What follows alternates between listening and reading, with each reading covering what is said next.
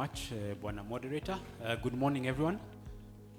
Good morning, ladies. Good morning, gentlemen, and good morning, Gen Z. That is the new protocol.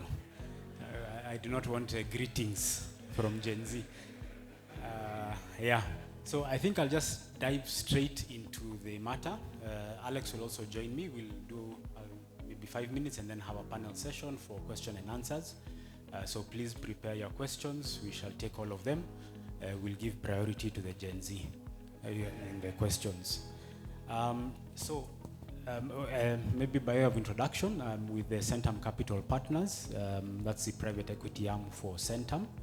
And so I do deal quite a bit with investing and like James had begun to mention earlier, we had maybe pioneered domiciling some of our investments through Mauritius. So I just want to give you a flavor of if, assuming you have a fund, you are domiciled in Mauritius, how do you engage through TRIFIC? What is the benefit? Also, you may want to consider that for some of your portfolio companies that they could also be domiciled within TRIFIC, and what would be the benefit. So in a typical holding company in TRIFIC, as an example, if one were to come in, you could come in directly, set up direct in TRIFIC, and immediately you could begin to enjoy some of the tax benefits, and I'll quickly walk you through the possible benefits. Another structure is particularly for those who may already be set up in Mauritius or say another tax jurisdiction, favorable tax jurisdiction, what I'm referring to here as an ideal jurisdiction. Then you could still have then an engagement through TRIFIC where you direct your investments through TRIFIC. So your investments, particularly say the fund management team, would then be sitting within TRIFIC. You'd then still be able to make your investments through the fund with your fund management team sitting within TRIFIC. I'll come then to what are the benefits of that kind of structure. The fund itself, so for instance, Chanzo Fund 1 as an example, could then also be set up within TRIFIC, the fund itself, and I'll also just walk you through what are those benefits eventually. So just going through the first scenario as an example, this would a Mauritian fund investing directly in a Kenyan company, which I think is the typical structure for many of the PE funds as an example. And I'm just using the PBT from PBT level. I'm assuming the portfolio managers, the management of the companies have done whatever that needs to be done to get it to PBT level. We are together up to there. So assuming at PBT level you have made $1.5 million, you'd be hit with corporation tax at 30% for 50,000. So what would be available for distribution is $1,050,000. And let's assume this is a very good company, so you want to distribute 100% of the profits. That sounds good? Yeah, absolutely. You'd first be hit with withholding tax at 15% on what you want to distribute, so 157. So what you'd be left with is 892,500. Remember, we started at 1.5 million. But it's good because you have contributed to the tax of the country.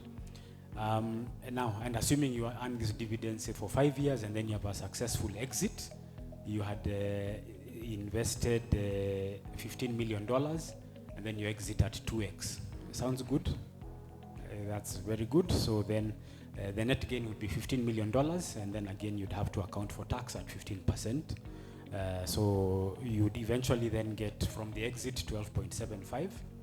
You earned dividends for 5 years, 892, so 4.4. So you've made out with $17 million from your initial investment of 15, which I think is fairly good. Okay, can we make it better? If you are a fund investing in a Kenyan company and you've set up a holdco in TRIFIC, so same numbers, the portfolio company and the management have done their thing, you made 1.5 million PBT, that company would still pay corporation tax, so you still have a distributable amount of 1,050,000. The withholding tax in this case would be exempt, so you still have your 1,050,000. At the holdco level, when you are distributing the company, you're exempt from income tax again, so you still hold the 1,050,000, and the distribution of dividends would still be exempt from tax, so you're still keeping your 1,050,000. Remember in the previous you had paid out to the taxman about 600,000. So on exit, same case, we have not made any other assumptions, assuming $15 million is the gain. No CGT because the holdco has been set up within TRIFIC, and so eventually the net return to the fund would be the $15 million net gain plus the dividends of 5.25, so you have $20.25 million, a gain of $3 million compared to the first scenario. Can we make it even better? Okay.